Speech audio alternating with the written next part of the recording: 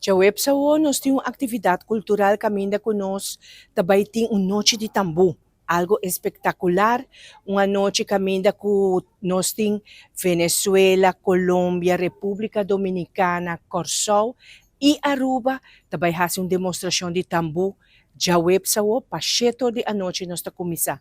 Algo maravilhoso, nós está muito contente com o tour residente ng Venezuela, com Colômbia, República Dominicana biba akinana a aceitar a invitação e não também hasi uma demonstração de tambu e dia noite aí.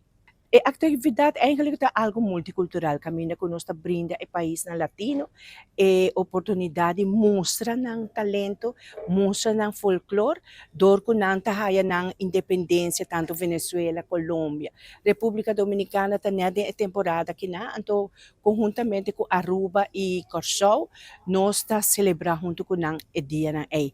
Anto pesay nós a decidir bem com o ritmo de tambu. Paso o ritmo de tambu aqui na Aruba é diferente, Corsol é diferente, República Dominicana é diferente, Venezuela é diferente. Te asa me pobisa com Venezuela, tabay bing e dia noite é com 14 músicos. E nambo tamira acaba com e tambu ta cambia e é de Colômbia, já?